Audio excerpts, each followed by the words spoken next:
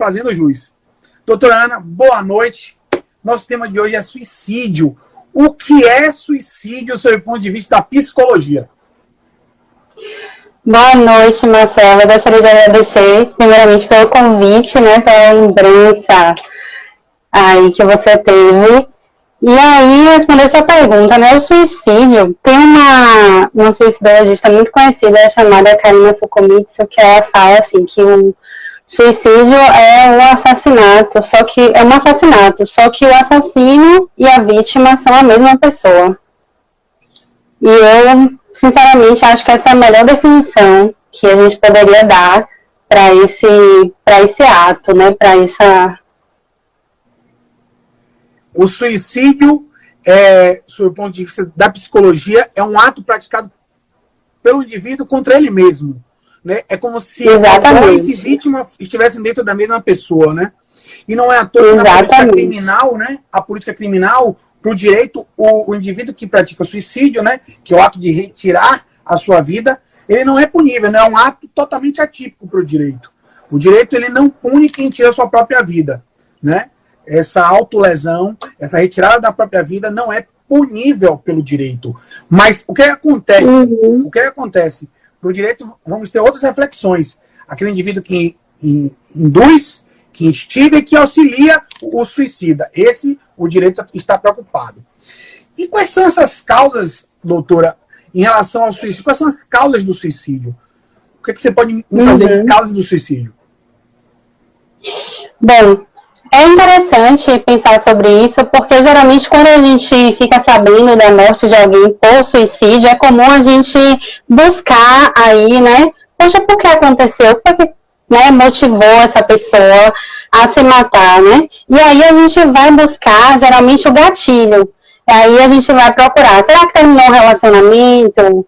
Será que faliu, perdeu o emprego? A gente procura esses fatos impactantes na vida da pessoa para tentar justificar né, o ato. E aí a gente tem que lembrar que a peça, né, isso aí, a peça que falta nesse quebra-cabeça, a gente nunca vai ter, porque a única pessoa que poderia dizer o que aconteceu realmente já se foi, né? E aí, só que é interessante a gente pensar o seguinte, procurar esta causa não vai ser uma coisa muito produtiva, porque o suicídio, na verdade, ele é multicausal. Então, não vai ser só o término do relacionamento, ou só a falência. Precisa olhar a história de vida dessa pessoa, né? Como que essa pessoa, ao longo da vida dela, processou tudo o que aconteceu. Teve algum trauma na infância? Não teve? Teve alguma depressão, ansiedade, excesso de sono, falta de sono, muito excessiva?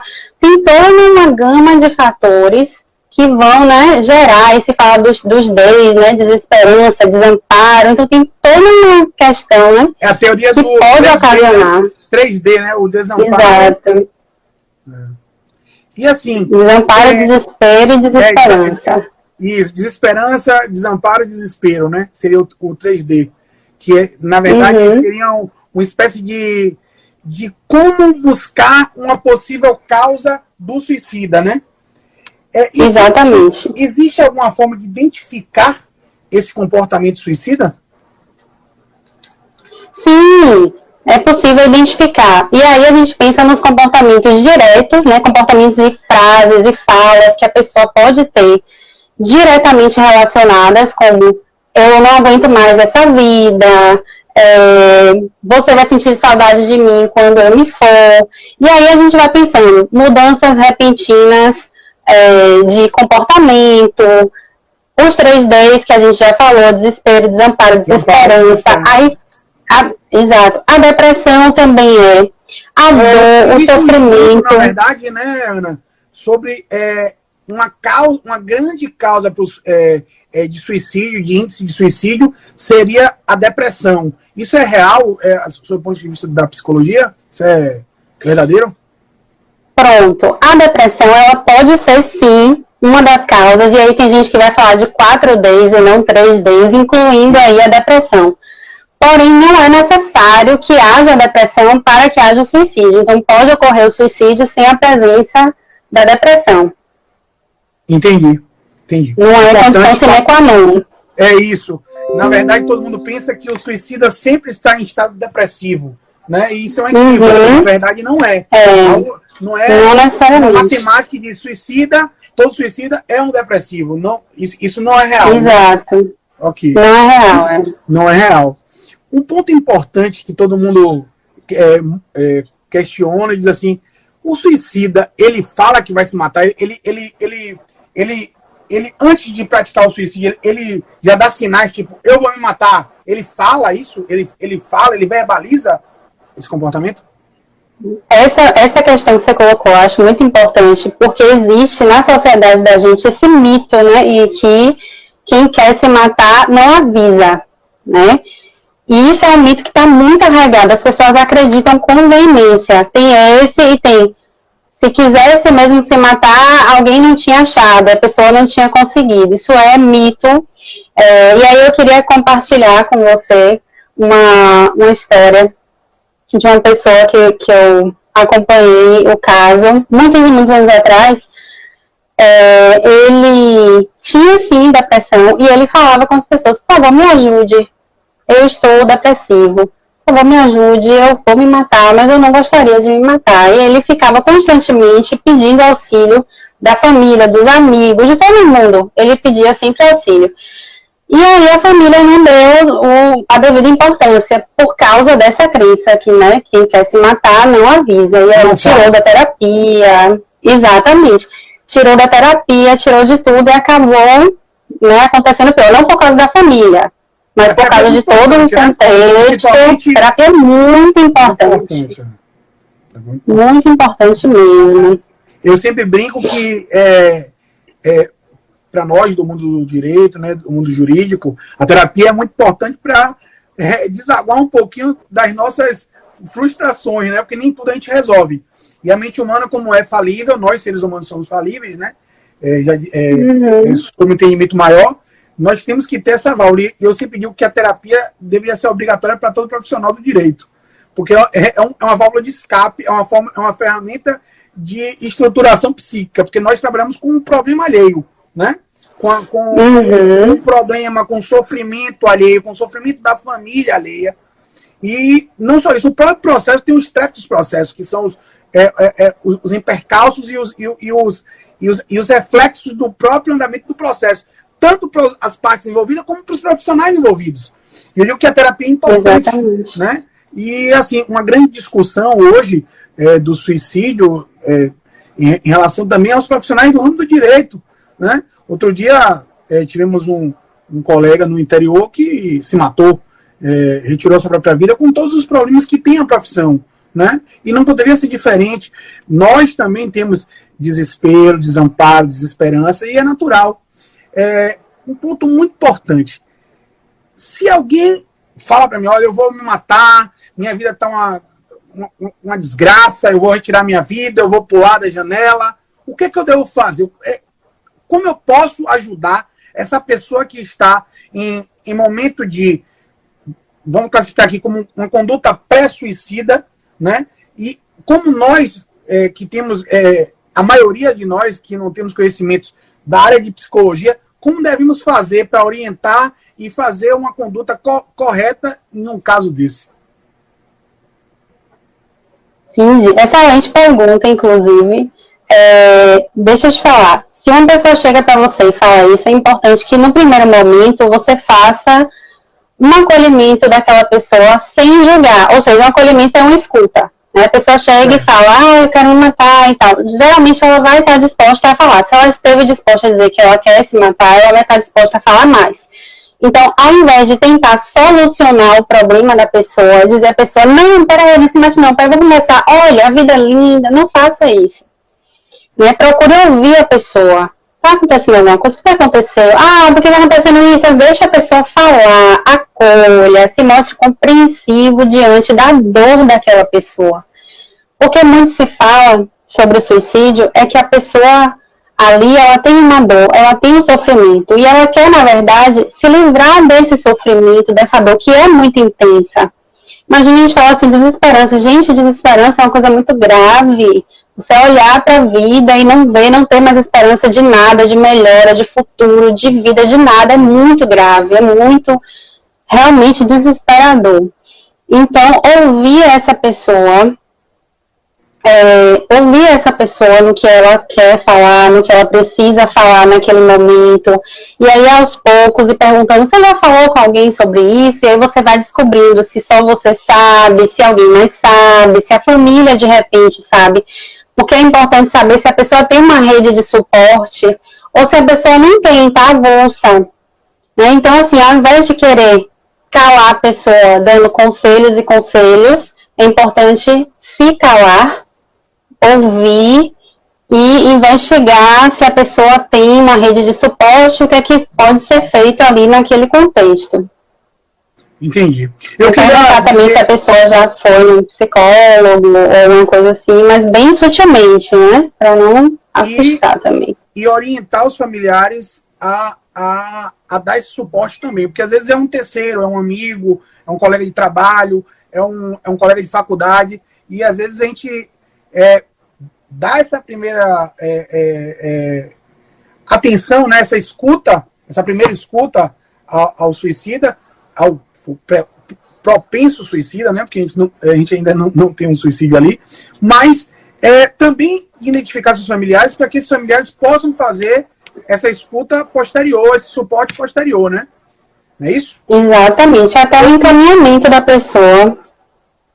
Eu queria convidar aos meus amigos aí, que estão aí assistindo a nossa live pelo meu Instagram pessoal, adicione lá o @FZNDJus, que é o Fazendo Jus, e nos acompanha aqui na nossa live com a doutora Ana Tia Pacheco, que é psicóloga, e estamos tratando hoje sobre suicídio, sobre os aspectos psicológicos. Daqui a pouco eu vou tratar sobre os aspectos jurídicos. Quais são as relevâncias do suicídio para o mundo jurídico, principalmente para o mundo do direito penal. @FZNDJus, nos siga lá.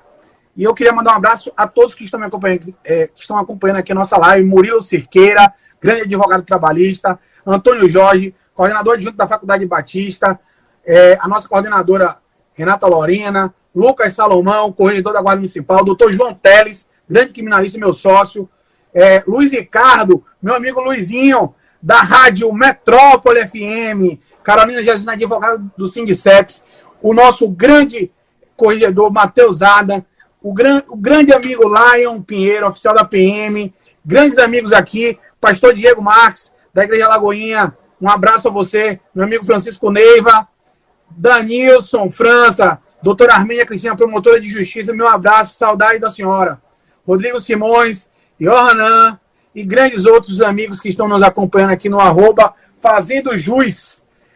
Adiciona lá e nos segue, que essa semana vai ter mais live.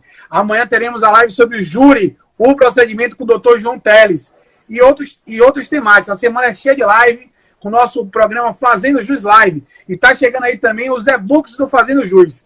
Vamos lançar semana que vem alguns e-books muito importantes de várias áreas, com vários autores novos do mercado e grandes juristas estarão participando futuramente da nossa Fazendo Jus TV, que vai ser lançada aqui na web, ok? Vamos continuar aqui tratando sobre uma temática importante relacionada ao suicídio. A dependência alcoólica ou a dependência de droga e de outros entorpecentes tem relação com o suicídio, doutora? Sim, tem estudos que falam sobre isso. O próprio abuso de substâncias psicoativas já é, por si só, um comportamento autodestrutivo, né? Então, existem estudos que falam que uma boa porcentagem das pessoas que fazem uso de substâncias psicoativas tentam suicídio. De 7 a 15% das pessoas que fazem o abuso de substâncias psicoativas acabam com um comportamento suicida também. Então, é relevante, sim, essa temática. Então, o dependente químico, ele tem uma propensão suicida, é isso? O dependente alcoólico também? Eu tô falando o dependente, não aquele cara que toma uma cervejinha no final de semana. Não, o dependente. O dependente realmente. O alcoolista. Exatamente, é uma porcentagem de 7 a 15% das pessoas que têm esse vício, né, o abuso de substâncias psicoativas, podem vir a ter comportamento suicida de alguma forma. Eu queria registrar aqui também a presença, Ana, da nossa vereadora Lorena Brandão, que está nos acompanhando, que essa semana também vai tratar sobre suicídio em uma de suas lives. Ela que está sempre fazendo live e vai fazer também uma live sobre suicídio. É tão importante debater essa temática no dia de hoje, que é uma temática que vem sendo discutida em face do alto índice de suicídio que vem acontecendo no mundo todo, não é só no Brasil, no mundo todo. Existe um alto índice de suicídio muito grande na Europa, principalmente na Suíça, nos países do leste europeu também. Então, é uma temática que temos que ser tratada demais. Por demais, não só sobre o aspecto psicológico, mas também sobre o aspecto social. Muita gente vem perguntando se o suicídio também tem relação com as questões sociais. Sim, lógico. Um indivíduo que tem uma desesperança por estar desempregado, né, no momento de desespero, ele pode praticar um suicídio. Lógico que pode. Então tem também seus reflexos sobre o âmbito social. E por que não dizer também religioso, né? Sobre as questões em relação à ausência de um Deus Supremo na sua vida, como seu guiador, como seu guia, como sua orientação no seu dia a dia de vida. Eu acho que o estudo do suicídio é muito amplo e não poderia ser diferente a gente tratar aqui no dia de hoje também sobre o aspecto psicológico. Tem uma pergunta aqui de uma pessoa que... Sobre essa questão... Pode falar. Sobre essa questão da religião, na verdade, tem uma das coisas, quando você fez uma outra pergunta, eu não estou lembrando agora qual foi a pergunta que você fez, se é possível identificar o comportamento suicida. Então, se a pessoa, dos comportamentos indiretos é o excesso, do nada a pessoa não é religiosa, e do nada a pessoa vira super religiosa e fica falando de morte, de Deus, de não sei o quê. Isso é também um sinal, só que um sinal indireto, ou o oposto, a pessoa era religiosa e aí do nada a pessoa muda e fala, não quero mais saber, Deus não existe, não sei o que, não sei o que. Isso é um dos sinais indiretos listados por Karina Fukumitsu, que é uma grande suicidologista brasileira. Ah, interessante. Tem uma pergunta aqui de uma pessoa que está nos acompanhando, que ela pergunta se existe algum sinal por parte do comportamento de adolescentes, porque acontece muito suicídio na fase da adolescência. Eu tive uma colega de escola que se matou. Na época eu era sexta série, e ela se pendurou da janela e se jogou no corredor da Vitória. E porque ela tinha um namorado, o namorado largou, e existe muito isso. O adolescente vive uma vida muito intensa, né? Os comportamentos e os sinais são muito intensos. E existe um índice também muito alto de suicídio na fase da adolescência.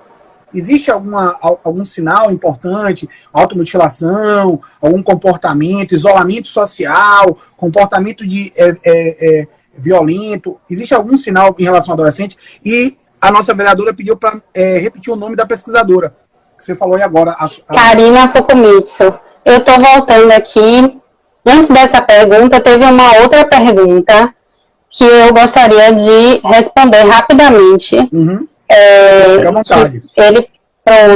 Ele colocou aqui, gostaria de saber, porque toda vez que estou em uma cobertura bem alta, eu escuto uma voz, se jogue, e aí ele pergunta, será que sou um suicídio incubado? Bom, para essa questão, aí não dá para responder na live, mas eu queria dar atenção a ele, eu queria dizer, eu vi, mas não dá para responder aqui, é importante que a gente converse. E depois ele perguntou, meu caso é para um tratamento com psicólogo ou com psiquiatra? Todo mundo isso. Qual a diferença do psicólogo e do psiquiatra? Eu procuro quem, né? Pode falar. Exato. E aí eu queria dizer que assim, com poucas informações, não tem como a gente dar uma resposta que seja, mas se você quiser, você pode me procurar depois da live, a gente pode conversar, tá certo? Para que a gente não dê uma resposta assim, ou deixar sem responder, mas eu vi, tá certo? Só para deixar registrado que eu vi e que você pode me procurar depois e a gente conversa. Ter cuidado com essa voz de comando, né? Essas vozes de comando suicida também é um sinal muito importante para que seja identificado pelas pessoas que estão ao redor de um possível suicida, né? Mas pode responder, fica à vontade sobre Mas é porque ele usou assim, exato, é porque ele falou suicídio incubado, então tem toda uma questão, se realmente ele tem vontade, se ele não tem, tem toda uma questão que não dá para saber pela fala ali, por isso que eu prefiro não opinar. E aí a gente volta para a Rinara, né, que falou da questão dos adolescentes, não é isso? Isso. Pronto. Realmente está sendo muito... eu perdi a palavra, mas muito, eu não sei se forte, muito recorrente essa questão da automutilação, no que Marcelo comentou, nos adolescentes, que é sim um comportamento também autodestrutivo e que tem causas multifacetadas, mas está realmente acontecendo muito na adolescência. Então, assim, na adolescência a gente tem uns sinais de isolamento social, porque a adolescência é a época que a pessoa é muito sociável, né? A maioria, tem gente que não, mas essas mudanças, essas alterações, né? A pessoa era muito sociável e de repente está isolada, se isolou da família, mas também se isolou dos amigos, né? Se isolou de várias situações. É importante estar atento para esse isolamento do adolescente, né? Além de outras questões, como esse adolescente, ele está com diagnóstico de depressão ou ele não está? Porque, óbvio, a depressão não é obrigatória para que a pessoa, né, mas se o adolescente estiver com depressão, já é também um sinal interessante de olhar. O adolescente, ele está com os 3Ds é para todo mundo, não é só para adulto. Sim, mas ele está demonstrando... Qualquer idade. Exatamente. Ele já fez algum planejamento? Já tem registro dele fazer um planejamento do suicídio? Porque crianças e adolescentes também fazem esse planejamento, né? Muitas vezes não é só dizer, eu vou cometer o suicídio. Eles falam, eu vou dessa forma. Detalha, então, esse planejamento detalha. Principalmente com algum colega muito próximo, um amigo muito próximo, né? Exatamente. Aqui que eu acho de suma importância. Uma é da doutora Armênia, que ela fala assim, essas vozes de comando não podem indicar a existência de uma doença psiquiátrica, e aí eu vou além. No caso de esquizofrenia, né? No caso de esquizofrenia, aí seria importante procurar um psiquiatra, não é isso? Toda vez que você ouve voz de comando, principalmente para matar alguém ou retirar a própria vida, isso é um sinal que você está com um problema psiquiátrico. Então é interessante você procurar um profissional, não é isso? Pode ser sim, pode ser um sinal, mas pode ser uma coisa pontual. Tem que saber de onde é que vem a voz vem de fora, a voz vem de dentro. Por isso que eu preferi não opinar. Porque tem que saber uma série de questões. Mas também, sim, a pessoa que está com esquizofrenia pode... Existe também depressão com um sintoma psicótico. Então a pessoa não é esquizofrênica, tem um transtorno depressivo com sintomas psicóticos. Então, tem uma série de questões aí que pode trazer essa psicose, entendeu? Aí tem que investigar, mas realmente, se for uma psicose... Um psiquiatra o mais breve possível. O psiquiatra... Exato, o mais breve possível. Tem que ver a frequência disso, quanto é toda hora, todo dia, tem toda uma questão aí para se investigar, para saber exatamente o que é, né? Sim. Que é aquela questão. Eu queria registrar aqui a presença do doutor André Cantolino, doutor Gil do Porto, meu amigo criminalista, doutora Cirlei Teles, meu amigo Gerson Monção, dono da CEPIP Bahia. Se quer comprar uma torta, procure a CEPIP, viu? É nosso patrocinador, a CEPIP Bahia.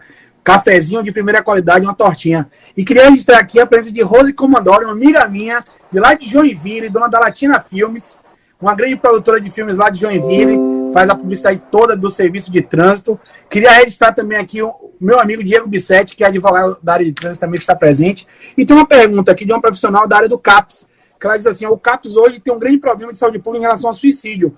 O CAPS vem atendendo uma demanda muito alta de bipolaridade e borderline, né? Então, isso vem sendo também um problema de saúde pública, né? Suicídio é um problema de saúde pública e hoje vem afetando também os CAPS do município. Desculpa, caiu aqui. E vem acometendo os CAPS de uma demanda muito grande em relação a pacientes que chegam ao CAPS com o diagnóstico de bipolaridade e também de borderline, e esses episódios de suicídio vêm ocorrendo com frequência nos CAPs. Isso era uma coisa que, eu acho que há 8 anos atrás já acontecia, e hoje vem sendo, né, um grande problema. Isso é um problema. Não, com certeza. Eu trabalhei no CAPS já, e trabalhei no CAPS tem muitos anos, em 2013, 2014. E já nessa época, até 2015, e já nessa época tinha, porque lá a gente tem o quê? Pessoas com transtornos mentais graves e persistentes. Então lá já naquela época, acho que em todas as épocas de CAP, sempre tem muito isso. Entendi.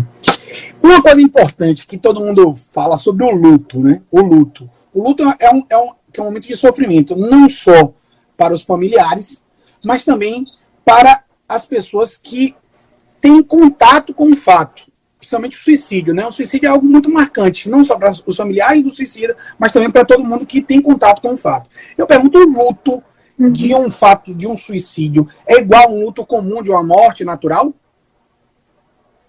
Eu acredito que não. Acredito que o luto por suicídio é um luto diferente, pelo que a gente falou no começo da live.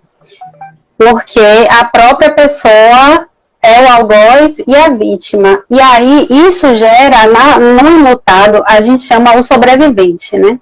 Sobreviventes enlutados por suicídio. Isso gera no enlutado uma série de questões. Primeiro, uma dúvida. E aí? Será que eu poderia ter feito alguma coisa e eu não fiz? E com essa dúvida vem a culpa. Essa culpa a pessoa carrega. Então, vem a questão do abandono. Poxa, fulano, meu filho se matou, é meu filho. Por que meu filho? E aí vem uma série de questões que não tem a raiva, né? Raiva, culpa, medo, abandono, solidão, vergonha. A gente vê muito isso de vergonha porque o familiar, ou o namorado, a namorada, o marido se matou. Então tem toda uma questão que deixa a coisa, o sofrimento mais contundente, na minha opinião. Entendi. Tem duas perguntas aqui, uma muito interessante, que é do nosso amigo Matheus Ada, corredor da guarda, que ele pergunta qual o mecanismo efetivo para quebrar esse paradigma do abuso de álcool, né, do alcoolismo, como ponto de partida para essa imersão no comportamento suicida. Muito interessante essa pergunta. Como fazer com esse ponto? Encaminhar para onde? O que fazer? Tem uma série de clínicas que atendem aqui em Salvador. A gente tem os CAPs AD, que são os CAPs... CAPs AD, exato, álcool e drogas. Psicoterapia... Tem clínicas que às vezes bota internamento, tem toda uma questão aí que pode estar oferecendo para essa pessoa como uma válvula de escape. Uma outra pergunta aqui, muito interessante, esse momento de pandemia e quarentena, as pessoas estão tendo um turbilhão emocional, né? Inclusive muita tristeza, infação, tem pessoas que moram sozinhas, e às vezes vêm as ideações suicidas. Eu pergunto a você, como trabalhar esse momento? Eu vejo que hoje existem vários serviços, vários núcleos de psicologia vêm dando assistência gratuita por teleconsulta, sim, ou por telefone. O que você indica? Eu sei que tem o Centro de Valorização à Vida, o CVV, que é um serviço fantástico. O CVV é fantástico. Mas existem outros serviços. O que fazer para essa pessoa que tem ideações suicidas? Tanto na quarentena como fora da quarentena, tem aqui em Salvador, se for o caso de ser aqui em Salvador, a gente tem o NEPS, que é o Núcleo de Estudos de Prevenção do Suicídio, que eles fazem atendimento gratuito à prevenção e pós-venção do suicídio, fazem palestras, fazem uma série de coisas, NEPS. Fora isso, tem o CVV, né? O CVV é uma coisa mais de emergência, né? Daquele momento isso, que a pessoa está no desespero e liga. Sim. Tem terapia mesmo, todos os psicólogos estão atendendo online, né? Nesse momento da pandemia, é uma recomendação do CFP que os atendimentos sejam feitos online, então a pessoa não precisa nem sair para se expor, basta ter uma internet, um celular e faz esse atendimento online com o psicólogo, então tem toda uma questão. Sim, e aí eu queria comentar só uma coisa. Eu estava lendo aqui, enquanto eu estava falando, eu estava lendo a pergunta dela. Ela falou uma coisa, ela falou assim, a tendência nesse momento é piorar e tal. Pode ser porque, foi o que eu estava conversando com o Marcelo até essa semana. Esses 3Ds, todo mundo está tendo em maior ou menor grau, porque a gente está isolado, a gente está em casa, então algumas pessoas podem ficar com a desesperança. Quando é que isso vai acabar? Né? Não tem, né, um desespero de, meu Deus, não aguento mais ficar em casa. E aí gera uma ansiedade, né? O desamparo, porque ninguém sabe como é que a gente, o que é que vai acontecer a partir de agora. Então, atualmente, na pandemia, isso pode realmente piorar e atingir outras pessoas, porque os 3Ds estão aí para todos.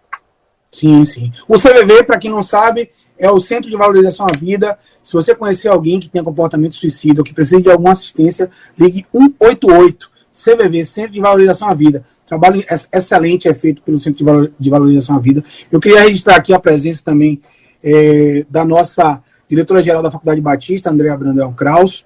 Queria registrar a presença aqui de Patrícia, uma grande amiga minha. Camila Jacobina, que pergunta aqui, nesse momento que estamos vivendo, as vítimas não podem se despedir dos familiares como o luto, né?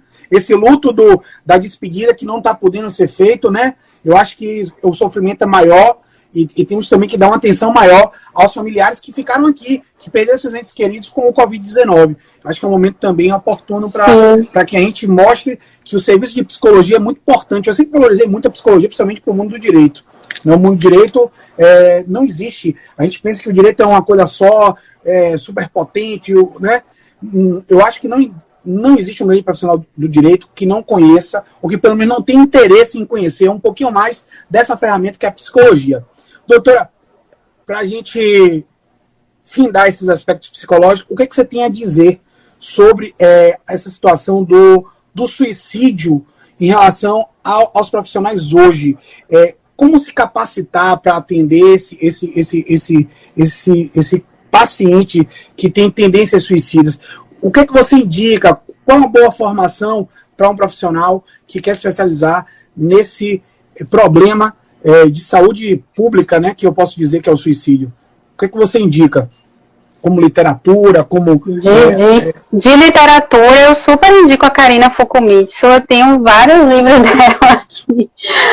Eu super indico ela. Tem uma série de outras, mas ela é da minha abordagem terapêutica, é gestalterapeuta também. Ela é uma grande referência. Ela tem Instagram, tem Twitter, Facebook, tem tudo. E ela coordena lá em São Paulo. Aqui na Bahia, se houver, eu peço perdão, mas eu desconheço uma formação nesse sentido. Em São Paulo, próxima à Avenida Paulista, exato, próxima à Avenida Paulista, em São Paulo, a gente tem a pós, que foi fundação, e ela coordena, a Karina Fukumitsu, que é sobre essa questão do suicídio. Aí tem a pós lá. Então, e é presencial, não é online. É presencial. Então, quem quiser, procura essa pós aí, quem é da área de psicologia, quer se aprofundar mais em suicídio, Karina Fukumitsu, não é isso? Fukumitsu, Fukumitsu.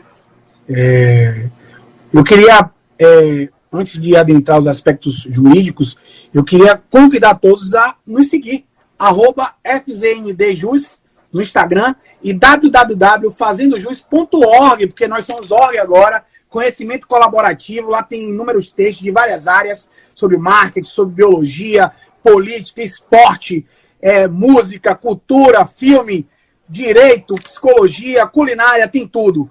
Temos várias dicas e nós estamos agora começando com os e-books. Estaremos lançando os e-books nas próximas semanas e depois será lançada a TV Fazendo Jus online e futuramente, quem sabe, né, lançar os nossos cursos online.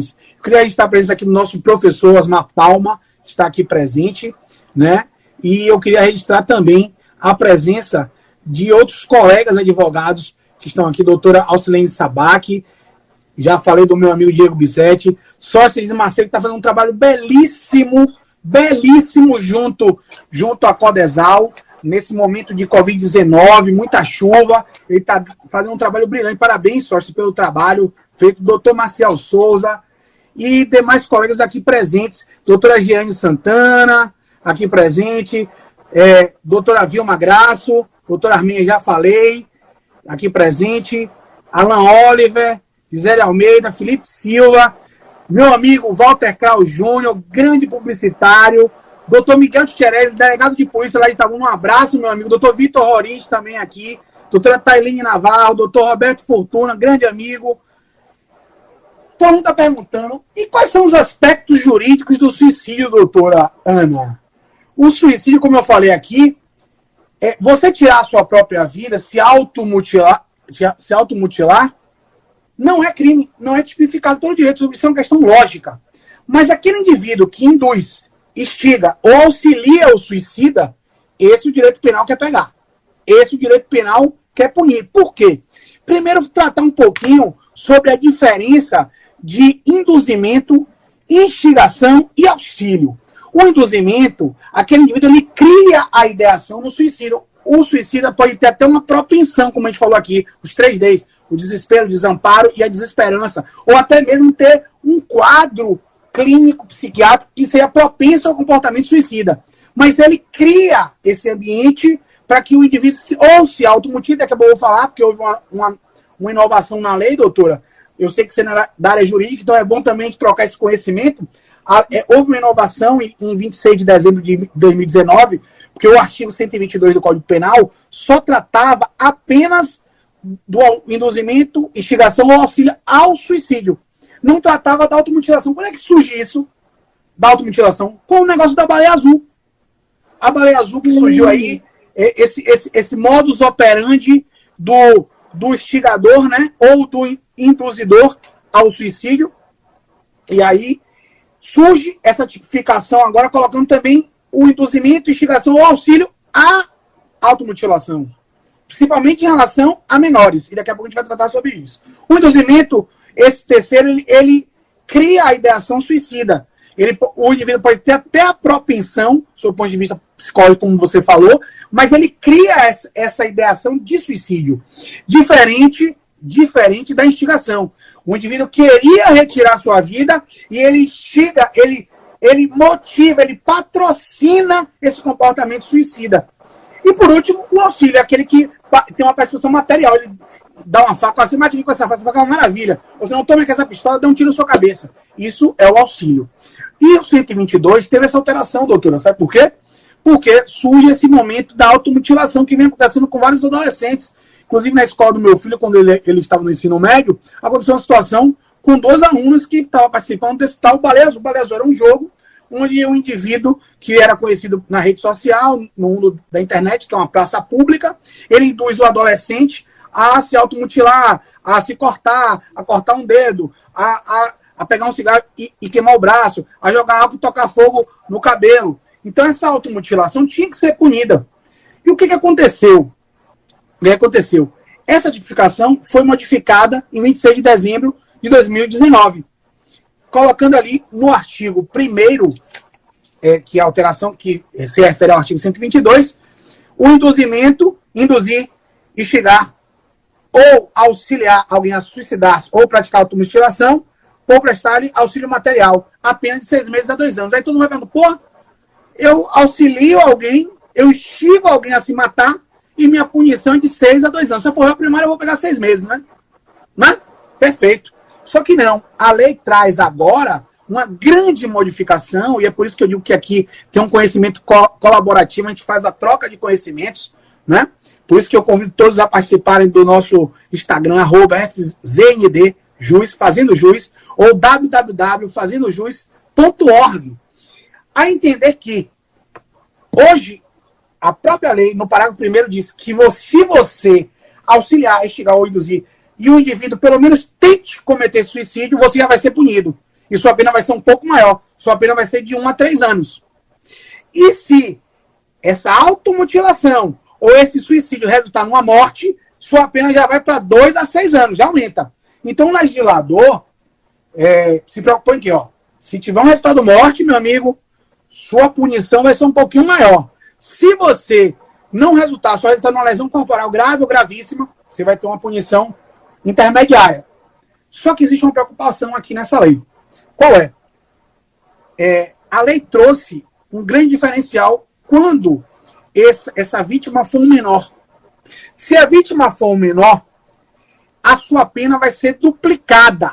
Só que lá na frente, nesse próprio artigo, no parágrafo 6º e 7º, doutora, ele faz uma diferença. E aí eu queria levantar essa discussão sobre o ponto de vista psicológico, porque sobre o ponto de vista jurídico é positivado. O menor de 14, se ele instigar, auxiliar ou induzir a prática de um suicídio ou uma mutilação, ele não vai responder por esse artigo, ele vai responder por homicídio. Por quê? Porque se jovem menor de 14, ou seja, 13, 12, 11, 10, ele ainda não tem uma formação psicológica balizada para entender o que é uma baleia azul, por exemplo. Eu vi crianças de 9, 10 anos pegando faca na cozinha da mãe e cortando o dedo. Eu vi reportagem. Então, por isso a lei diz, se você chegar a induzir ou auxiliar um menor de 14, você não vai responder por esse crime aqui, você vai responder por um crime mais grave, que é uma tentativa de homicídio, se ele não morrer. E se ele morrer, é um homicídio consumado.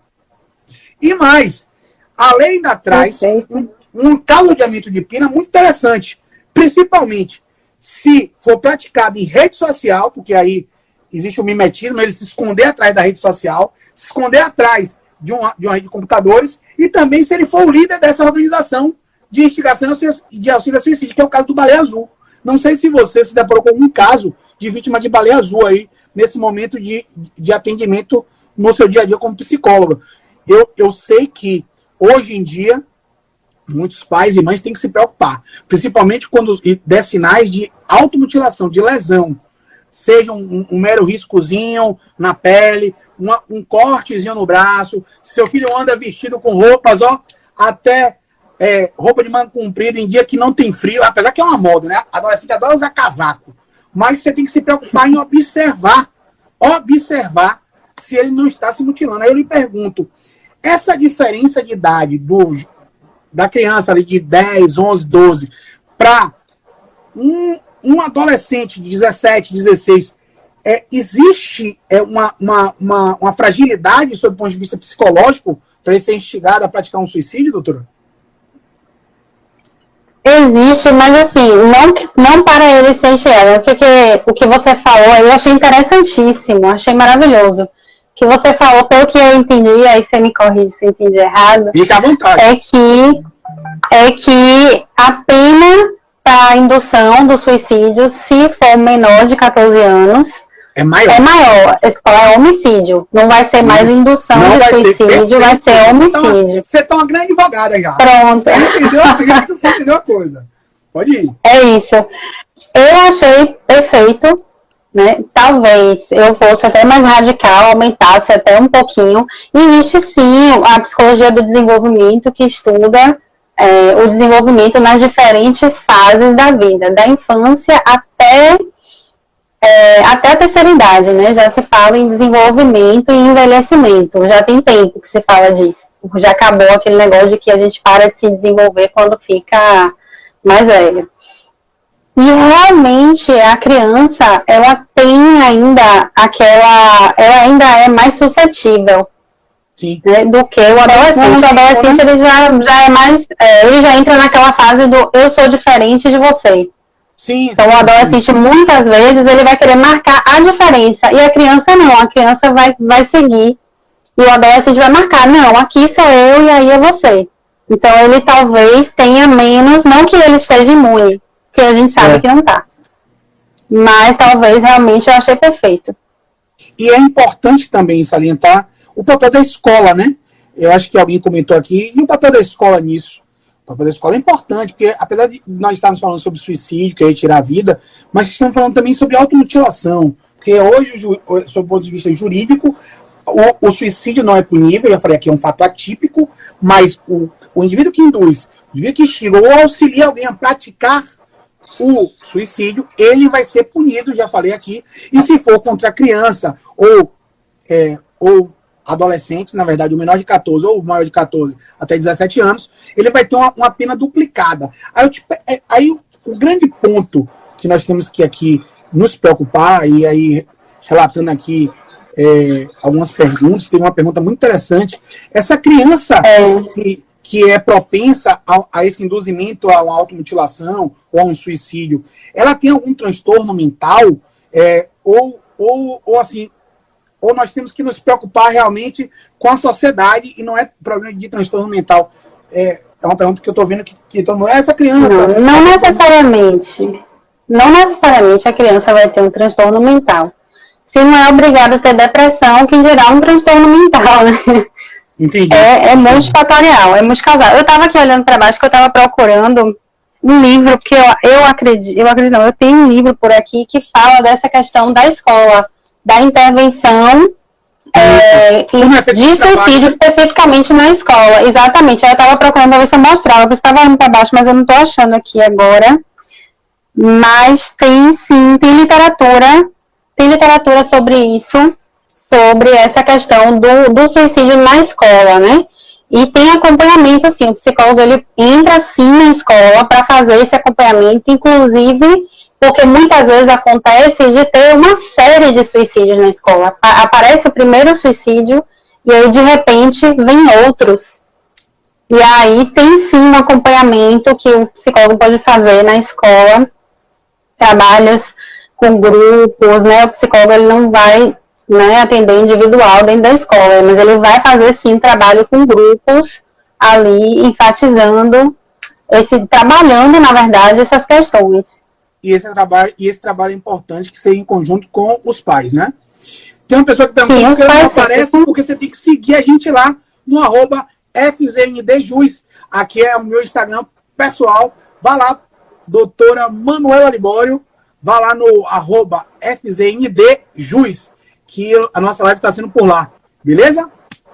Só convidando a todos que essa semana teremos outras lives. Amanhã teremos sobre o júri, Tribunal do Júri. Quarta-feira, sobre a questão da pensão alimentícia, se paga ou não paga nesse momento de pandemia. Na quinta-feira teremos uma discussão sobre escolha do tema, para quem está fazendo trabalho de TCC. Na sexta-feira teremos esse fake news. Fake news. O que é fake news? Por que essa enxurrada de fake news nesse momento de pandemia? Sábado teremos como manter sua forma física. Eu estou mantendo a minha, né? Vocês estão vendo que eu estou mais magro. Estou lutando contra a balança, né? Estou aqui tentando manter minha forma na pandemia, fazendo meu exercício. Daqui a pouco eu vou fazer o meu. Acabou a live. Vou ali para a bikezinha, fazer minha bike, pegar um pezinho. E no domingo, nós temos aí para encerrar o embelezamento feminino com nossa Natália Ávila. Referência em embelezamento feminino. Você que quer ficar bonita, viu? Pelo amor de Deus, assista a live no domingo. Marcela, o livro. O livrozinho. Indica o livrozinho que a galera tá perguntando. Aí, ó. Pronto. O livro chama Programa Raise, que ela fez um trocadilho com Raise mesmo, de inglês, né? Raise, né? E que aí o subtítulo é Gerenciamento de Crises, Prevenção e Pós-Venção do Suicídio em Escolas. Interessante. Aí, ó, programa o programa que ela aplicou em escolas em São Paulo, que aconteceram isso, de várias pessoas tendo suicídio na escola. Estudo de caso. Exatamente. Interessante. Beijo, Mel. Mandaram um beijo pra mim, tô respondendo. Na escola que ela trabalha tem parceria com a Rui Barbosa e a Uneb para escutas de adolescentes. Não, com a UFRB. Com a UFRB, Universidade Federal. Federal, né? Do Recôncavo, desculpa. E a Uneb, né? São universidades públicas. Eu pensei que era com a Rui Barbosa. Suas últimas palavras, Anza, para a gente encerrar nossa live dessa noite. O que você tem para falar aí sobre como prevenir ou como colaborar, né, com essas pessoas que estão aí em momento de risco, de propensão a praticar o suicídio? Queria registrar também aqui nosso chefe Davi Bastos, que está aí prontinho para pós-pandemia lançar aí sua reestreia na cozinha. Foi durante muitos anos chefe do Almari, o Almari que nos patrocina aqui, e ele agora vai estar aí. Fala o restaurante aí para indicar você aí, chefe Davi Bastos. Eu queria registrar aqui Dr. Murilo Jacques, professor da FACS, está aqui presente, professor da FBB, está aqui presente também. Então, para encerrar, doutora, o que a senhora indica aí para as pessoas que se depararem com uma pessoa que esteja na iminência de praticar um suicídio ou que tenha comportamentos iniciais pré-suicídio? Pronto. Eu vou só responder a Cássia, que lá em São Antônio de Jesus também é legal que na escola dela tem essa parceria com a UFRB, que tem o serviço de psicologia na UFRB, E lá em Santo Antônio tem um grupo de estudo de prevenção e pós-venção de suicídio na Casa Amarela, que a coordenadora é Francine Pereira. Ela faz, mas lá no interior, porque o FRB é de Santo Antônio de Jesus. E aí tem também esse grupo de estudo, e Francine, ela trabalha com essas questões da suicidologia de criança, adolescente e adulto. E aí, e só para encerrar, eu quero agradecer e reiterar novamente, né, essa questão de, se alguém te procurar, ouve a pessoa, não dá opinião, não tenta resolver e encaminha a pessoa para um profissional de saúde, mas também procura saber se a família da pessoa está ciente, para que a família faça esse acolhimento. E se for adolescente, procura os pais. Conversa com os pais. Exatamente. Se for adolescente, os pais imediatamente. Imediatamente. Queria registrar aqui a presença da professora Fernanda Lordelo, coordenadora do Núcleo de Práticas da Unifax, minha amiga Fernanda Lordelo. E eu queria também registrar o telefone do CVV, Centro de Valorização à Vida, que é 188. Você que tiver com algum amigo, algum parente, algum vizinho, ou qualquer pessoa que esteja num comportamento de suicídio, ou na iminência de praticar um suicídio, ou comportamentos que indiquem um futuro suicídio, liga para o 188 CVV, ou procura qualquer profissional da área que está atendendo por teleconsulta. Tem que registrar isso. Muitos profissionais estão atendendo por teleconsulta. Eu indico a minha amiga Ana Tchê, que faz esse trabalho brilhante também. Muito obrigado, Ana, pela colaboração na nossa noite, dividir essa live com você, dividir conhecimento, como diz o Fazendo Justo, conhecimento colaborativo. Você está colaborando com o meu aprendizado de muitos aqui, e a gente está tentando também trazer um pouquinho do conhecimento jurídico. Como eu falei, suicídio não é tipificado pelo Código Penal, mas instigar, induzir ou auxiliar um suicida, você pode ser preso, meu amigo. Tome cuidado. Não quero incentivar ninguém a pular de uma janela, você pode ser preso. Ok? Muito obrigado, Ana. Boa noite. Boa noite a todos. Muito obrigada. Amanhã temos outra live.